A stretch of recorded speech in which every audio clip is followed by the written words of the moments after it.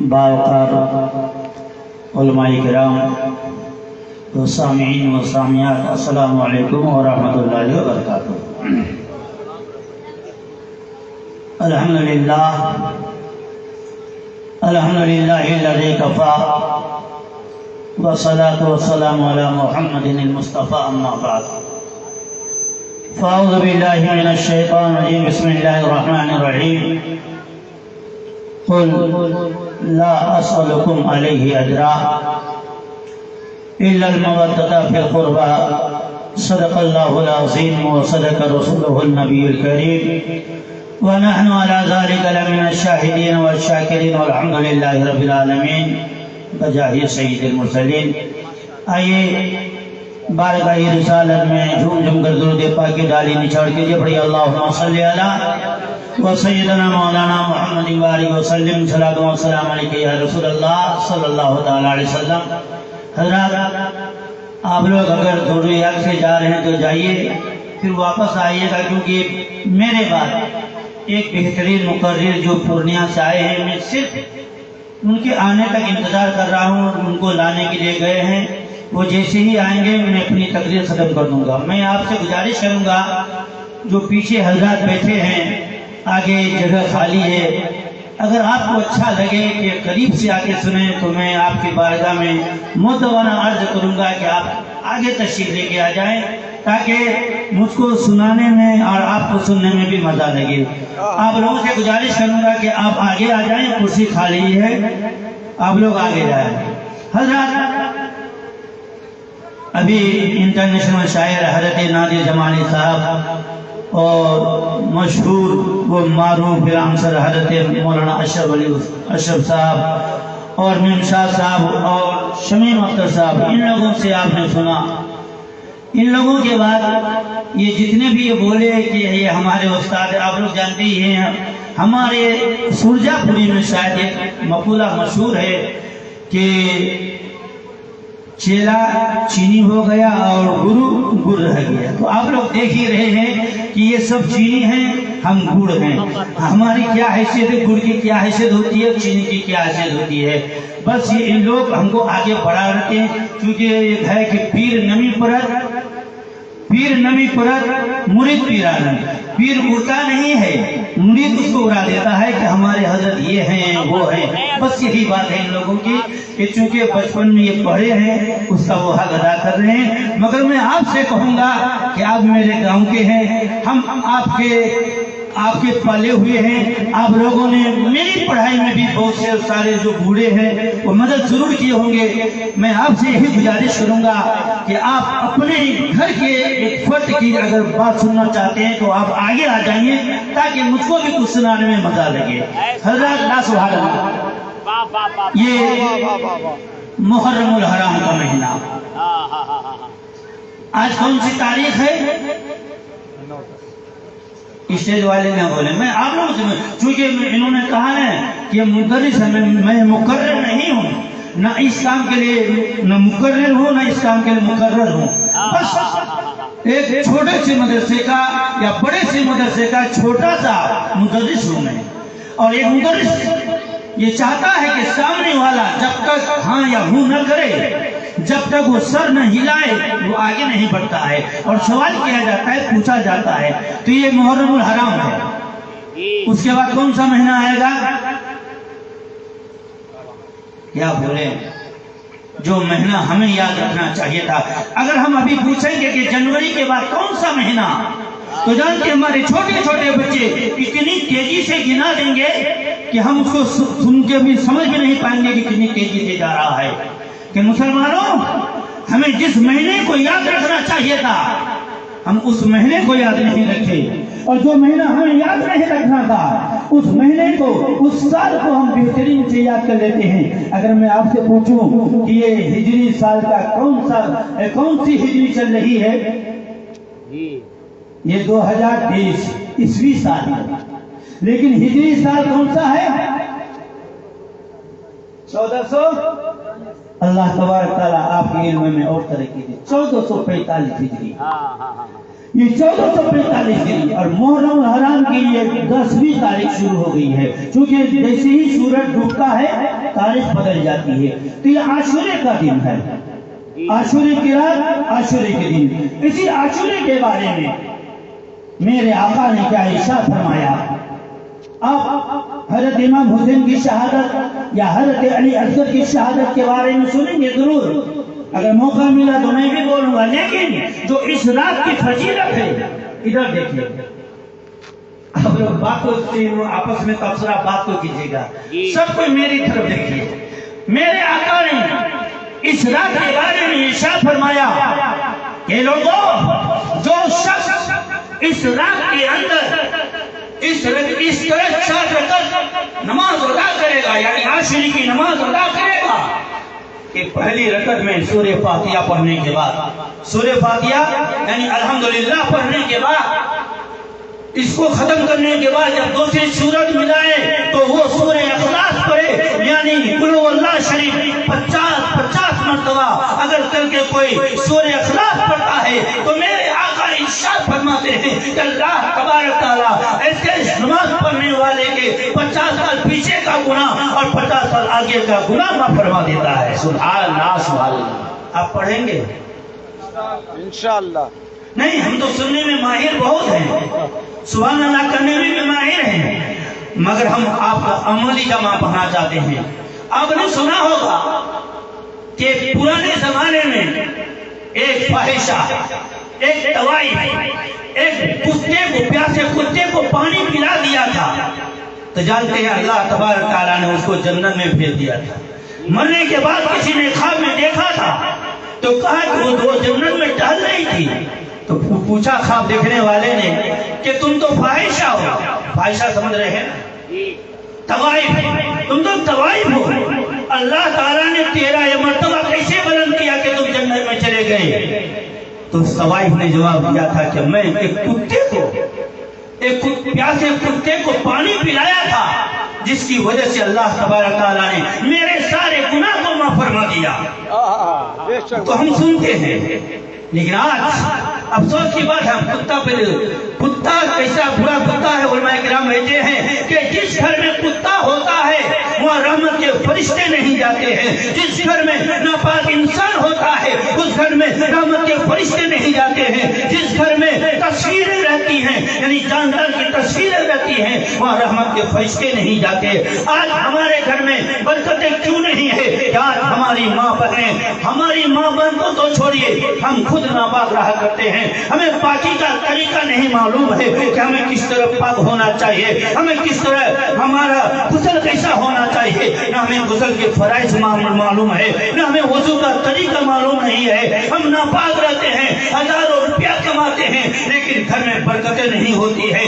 اس کی وجہ یہی ہے کہ آج ہمارے گھر میں ناپاکیاں ہوا کرتی ہے۔ تو ایسا کتا کہ جس گھر میں اگر رہے تو وہاں رحمت کے فرشتے نہیں جاتے، اور وہ بدکار عورت ایسے جانور کو پانی پلا دیا تو اللہ تبارک تعالیٰ نے اس کو جنت میں بھیج دیا۔ آپ بھی جانتے ہیں، ہم بھی جانتے ہیں، لیکن کیا وجہ ہے کہ آج سڑکوں میں اگر یہ کتا ایکسیڈنٹ ہو جائے اس کتے کو کوئی اٹھا کر پھینکنے والا نظر نہیں آتا؟ کیا آپ کو یہ رسول ہاشمی کی یہ حدیث یاد نہیں آتی؟ اس وہ کتے کو جب تک ٹائر والا، بڑے بڑے گاڑی والا دبا کر اس کے گوشت کو لوتھڑا بنا کر سرنگوں میں چھترا نہیں دیتا وہ صاف نہیں ہوتا۔ ہم میں سے ہم نبی کے کلمہ پڑھنے والے ضرور ہیں لیکن نبی کے بات پر عمل کرنے والے نہیں ہیں۔ ہم سنتے ضرور ہیں، ہم سبحان اللہ ضرور کرتے ہیں، لیکن کاش ہم اس کو عملی جمع پہنا دیں کہ ایک کتا جانور مر جائے یا کوئی راستے میں گندگی ہو جائے تو میرے آقا نے ارشاد فرمایا کہ لوگوں صرف نفلی عبادت یہی نہیں ہے، صرف صدقہ یہی نہیں ہے کہ تم روپیہ کسی غریبوں کو دو، بلکہ صدقہ یہ بھی ہے کہ راستے میں کوئی تکلیف دینے والی چیز ہو، کہیں کانٹا پڑا ہو، کوئی گندگی ہو تو اس گندگی کو کوئی دور کر دو تو تمہارے نامہ اعمال میں نیکی لکھا جائے۔ نعرے تکبیر، نعرے رسالت، علماء اہل سنت۔ تو ہم کو چاہیے کہ ہم صرف بات سن کر اس پہ سبحان اللہ کہیں لیکن اس پر عمل بھی کر کے دکھائیں کہ آپ کے راستہ، آپ جس راستے سے نکلتے ہو وہ راستہ گندا نہیں ہونا چاہیے، اس میں گوبر نہیں ہونا چاہیے، اس میں پیشاب نہیں ہونا چاہیے، کیونکہ نمازی آدمی کے کپڑے میں اگر وہ گندگی پڑے گی تو انسان ناپاک ہو جائے گا، وہ انسان ناپاک ہو جائے گا۔ تو اس لیے جب ناپاک ہوگا تو رحمت کے وہاں فرشتے نہیں آئیں گے۔ میرے دوستو، میرے آقا نے جو فرمایا کہ جو شخص 4 رکعت نماز اس رات کو پڑھے گا تو اللہ تبارک تعالیٰ اس کے 50 سال پیچھے کا گناہ 50 سال آگے کا گناہ معاف فرما دے گا۔ اور میرے پیارے آقا نے ارشاد فرمایا من مسح علی راس یتیم، کہ جو شخص عاشورے کے دن، یعنی کل کے بعد عاشورے کے دن کسی یتیم بچے کے سر پر محبت سے ہاتھ پھیرے گا، شفقت سے ہاتھ پھیرے گا۔ آپ کے بھی محلے میں کوئی بچہ ہوگا جس کا باپ نہیں ہے، آپ کے بھی محلے میں کوئی بچہ ہوگا جس کی ماں نہیں ہے، تو میرے آقا ارشاد فرماتے ہیں کہ جو شخص کسی یتیم بچے کے سر پر محبت سے ہاتھ پھیرے گا، اس کی خیرداری کرے گا، اس کی خبر خیریت دے گا، تو میرے آقا ارشاد فرماتے ہیں اس بچے کے سر پہ جتنا بال ہے اللہ تبارک تعالیٰ جنت میں اتنا درجہ اس کا بلند فرمائے گا۔ تو آپ کریں گے نا کل؟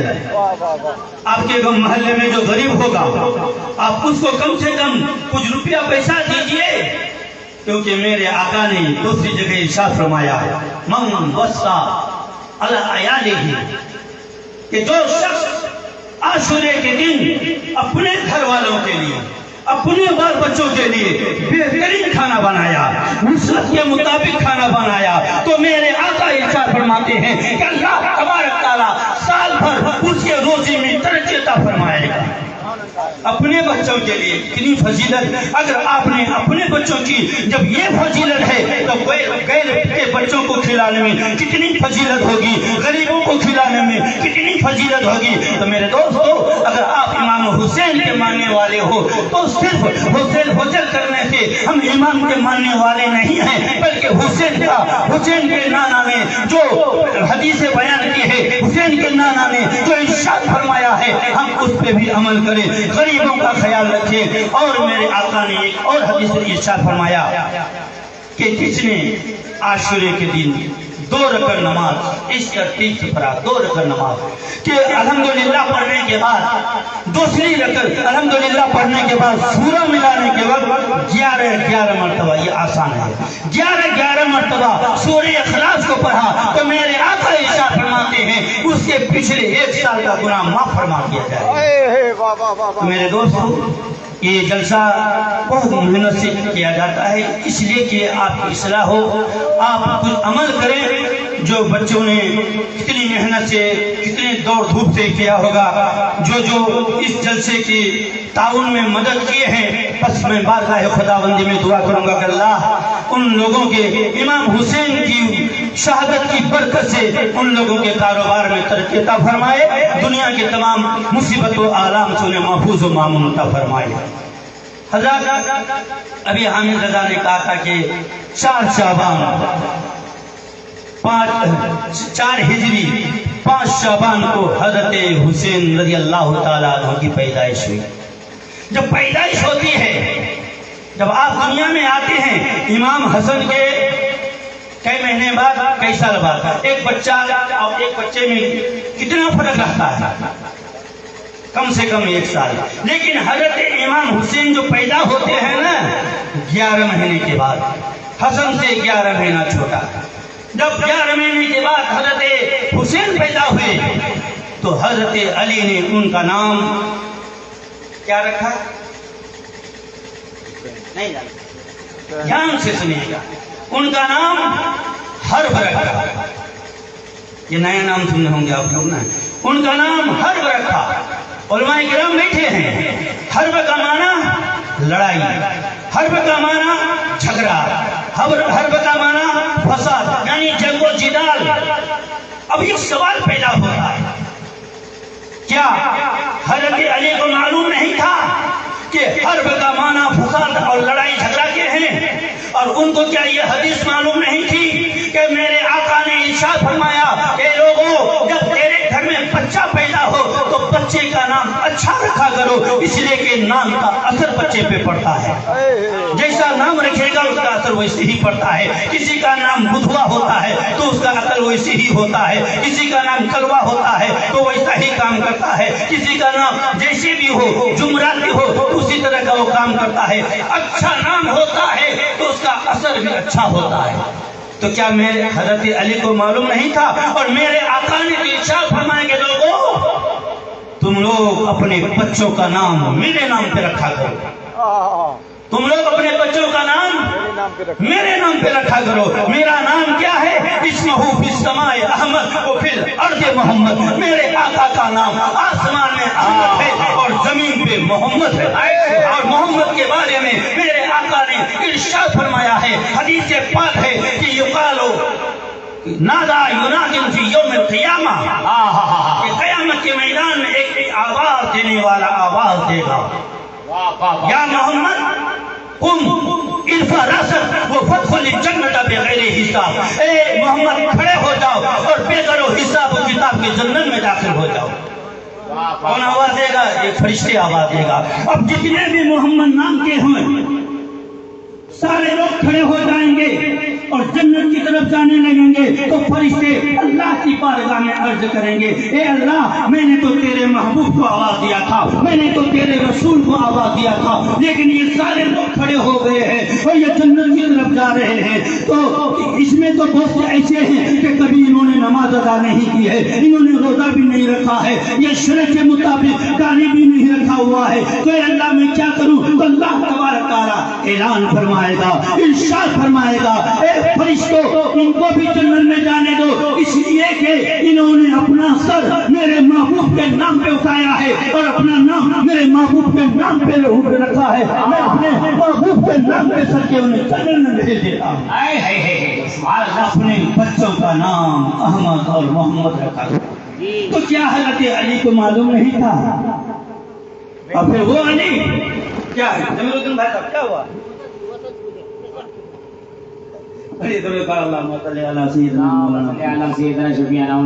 اور پھر وہ علی جس کو میرے آقا نے کہا تھا انا مدینۃ العلم وہ علی الباب، میں علم کا شہر، علی اس کا دروازہ۔ اور پھر آگے حضرت علی نے خود ارشاد فرمایا، توجہ ہے نا آپ لوگوں کی، حضرت علی خود ارشاد فرماتے ہیں لو شئت لأوقرت 70 بعیرا من سورۃ الفاتحہ۔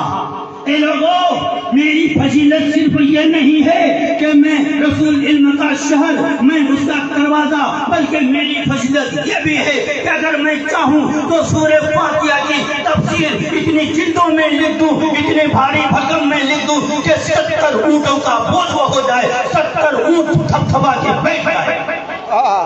کس کا؟ صرف سورہ فاتحہ کی تفسیر، پورے قرآن پاک کا تفسیر نہیں، صرف سورہ فاتحہ کی تفسیر۔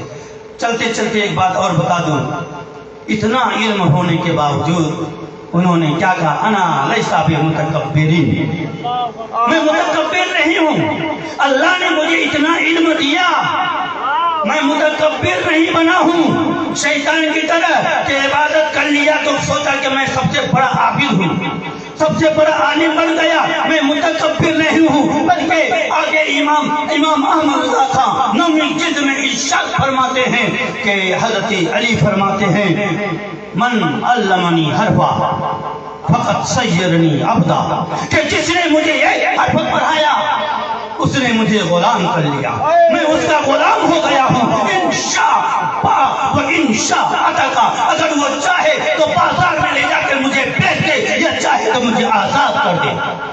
اتنا علم ہونے کے باوجود بھی کیا انہیں معلوم نہیں تھا کہ حرب کا معنی لڑائی ہے، حرب کا معنی جھگڑا ہے، حرب کے معنی جنگ و جدال ہے؟ تو حضرت علی نے اپنے بیٹے کا نام حرب کیوں رکھا؟ سمجھ میں آیا یہ نا؟ سوال تو سمجھ میں آیا کہ اتنا علم رکھنے کے باوجود حضرت علی اپنے بیٹے کا نام لڑائی کیوں رکھا؟ اردو میں کر دیجئے ترجمہ کہ لڑائی کیوں رکھا، جھگڑا کیوں رکھا؟ میرے دوستو، میرا صرف عقیدہ یہ نہیں ہے کہ اللہ تبارک تعالیٰ نے میرے رسول کو علم غیب دیا ہے، بلکہ میرا عقیدہ یہ ہے، میرا ہی نہیں بلکہ غوث اعظم کا بھی वही अकीदा है, मखदूम बिहारी का भी ये अकीदा है, अलाउल पंडवी का भी ये अकीदा है, सिराजुल मुत्तकी का भी ये अकीदा है कि जो शख्स नबी का दामन थाम लेता है अल्लाह ताला उसे भी इल्म गैब अता फरमाता है। सुभान अल्लाह, सुभान अल्लाह। वाह वाह वाह। नबी के बारे में झगड़ा करते हो कि इल्म गैब दिया या नहीं? अरे हम तो मानते हैं कि जो नबी के दामन से वाबस्ता हो जाता है अल्लाह उसे भी इल्म गैब अता फरमाता है। बेशक। अब उन्होंने हर्ब नाम इसलिए रखा था क्योंकि करबला का वाकया उनके नजरों के सामने था कि करबला में ये बच्चा जाएगा, इन्हें लड़ाई करना पड़ेगा, इन्हें झगड़ा करना पड़ेगा, इन्हें कत्ल गारत करना पड़ेगा, इसलिए उन्होंने उनका नाम हर्ब रखा। और ये भी जानते थे कि अभी मेरे ससुर जी अभी अल्लाह के रसूल तशरीफ लाएंगे और उस नाम को रखेंगे जिस नाम को अल्लाह तबारक तआला ने आदम से लेकर हजरत हसन हुसैन तक छुपा के रखा था। आदम से लेकर हजरत हुसैन तक, हसन तक किसी ने अपने बेटे का नाम हसन हुसैन नहीं रखा। ये छुपा हुआ इस्मान मखफियान अलल अर्द, ये दो ऐसे नाम हैं कि जिसको अल्लाह ने छुपा के रखा था। जब वो जानते थे हजरत अली कि अभी आएंगे मेरे आका और मेरे आका के आने के बाद इस नाम को बदल के हसन हुसैन रखा दिया जाएगा। और यही हुआ कि मेरे आका तशरीफ लाते हैं और उस नाम को यानी हर्ब नाम को बदल करके उसका नाम हसन हुसैन कर दिया जाता है, शब्बीर व शब्बर कर दिया जाता है। बड़े अल्लाहुम्मा सल्ली अला व सय्यिदना मौलाना मुहम्मद बारिक वसल्लम सल्लल्लाहु अलैहि वसल्लम अलैहि या रसूल अल्लाह। बस चलते चलते सिर्फ एक शहादत का एक वाकया सुना दूं कि 60 हिजरी में हजरत अमीर माविया का इंतकाल हुआ। हजरत अमीर माविया कौन है? यजीद का बाप। अब ये नहीं कि ये बेटा इतना बुरा है तो बाप को भी बुरा रहता है। हुआ कातिबुन नबी सल्लल्लाहु अलैहि वसल्लम, वो रसूल हाशमी का कातिब था, कुरान पाक लिखता था, वो साहिब रसूल है। और जानते हैं सबसे बड़ी दलील ये है, हम हजरत अमीर माविया को बुरा नहीं कहेंगे इसलिए कि हजरत हसन ने उसे बुरा नहीं कहा है। तब हजरत हसन ने बुरा नहीं कहा और अपनी हुकूमत हजरत अमीर माविया को दे दिया है तो हम भी बुरा नहीं कहेंगे, क्योंकि जो मेरा इमाम है उसने उनसे सुलह की है तो हम भी उनसे सुलह करते हैं।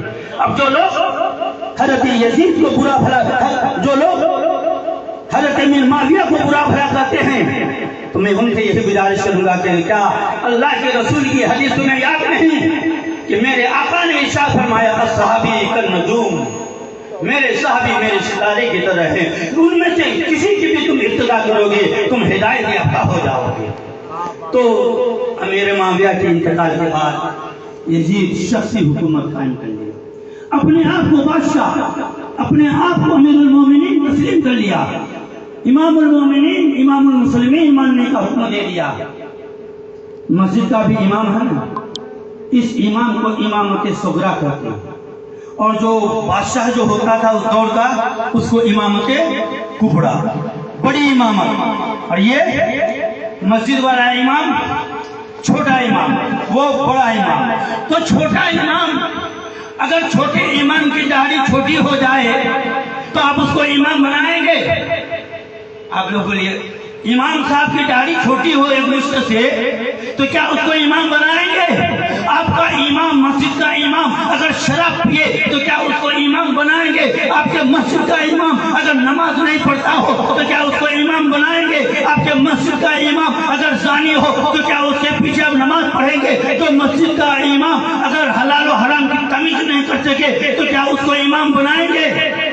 जब आप और हम कम पढ़े लिखे लोग अपने इमाम की जाहिर हैसियत के मुताबिक देखना चाहते हैं, उनको नेक और परहेजगार देखना चाहते हैं, तो जो बड़ी इमामत है, इमाम कुबरा है, उसको इमाम हुसैन कैसे बर्दाश्त कर सकते थे? इसलिए कि यजीद खानी था, यजीद शराबी था, यजीद कानी था। उसने कहा नारे तकबीर, नारे रिसालत, नारे रिसालत, उलमाए अहले सुन्नत हज़रत अल्लामा मसूद रज़ा साहब क़िबला, नारे तकबीर, नारे रिसालत। आप आमद तयम्मुम बरकत। मैं कहना कि हजरत आते आते हम बैठ जाएंगे बस, क्योंकि हमको भी इनसे सुनना है, आपको भी सुनना है, आपको हमको तो अक्सर सुनते ही रहते हैं। بس یہ بات کہہ دوں کہ حضرت امام علی مقام نے یزید سے کہا کہ تم سر لے لو، یہ ہاتھ نہیں دے سکتا، کیونکہ وہ ہاتھ ہے جس کو رسول اللہ نے اس کو چوما ہے، چوسا ہے، چاٹا ہے، یہ ہاتھ کسی فاسق کو فاجر کے ہاتھ میں نہیں جائے گا۔ اس لیے میرے امام رضی اللہ تعالیٰ عنہ نے کربلا کی دھرتی میں سر دے دیا، ہاتھ بچا لیا، اور ہاتھ بھی بچایا کیسے؟ ہو سکتا تھا کہ یزید ابن زیاد یا عمر سعد حسین کے ہاتھ کو لیتا اور کہتا اے حسین تم تو بہت چیلنج کرتے تھے کہ میں تمہارے ہاتھ پہ ہاتھ نہیں دوں گا، بتاؤ حسین یہ ہاتھ کس کا ہے؟ اگر حسین کے ہاتھ کو اپنے ہاتھ میں لے کے کہہ سکتا تھا نا کہ حسین بتاؤ یہ ہاتھ کس کا ہے، اس وقت حسین کو تکلیف ہوتی، حسین کے مرنے والوں کو تکلیف ہوتی، حسین کے نانا کو تکلیف ہوتی، لہذا اللہ تبارک تعالیٰ نے ان کے ذہن کو محفوظ کر دیا، کہا کہ اے یزیدیو میرا حسین کہہ چکا ہے کہ سر دوں گا، ہاتھ نہیں دوں گا، تم سر لے کے جا سکتے ہو، ہاتھ نہیں لے جا سکتے ہو۔ دور حیات آئے گا، قاتل قضا کے بعد ہے ابتدا ہماری، تیری انتہا کے بعد قتل حسین، اصل میں مرگ یزید ہے، اسلام زندہ ہوتا ہے کربلا کے بعد۔ کشت پلا کو عرش کا زینہ بنا دیا، جنگل کو مصطفیٰ کا مدینہ بنا دیا، ہر ذرے کو نجف کا نگینہ بنا دیا، تو نے حسین مرنے کو جینا بنا دیا۔ اور جو دہکتی آگ کے شعلوں میں سویا وہ حسین، جس نے اپنے خون سے دنیا کو دھویا وہ حسین، جو جوان بیٹے کی میت پہ نہ رویا وہ حسین، جس نے سب کچھ کھو کے پھر بھی کچھ نہ کھویا وہ حسین۔ استغفر اللہ ربی من کل ذنب و اتوب الیہ۔ السلام علیکم۔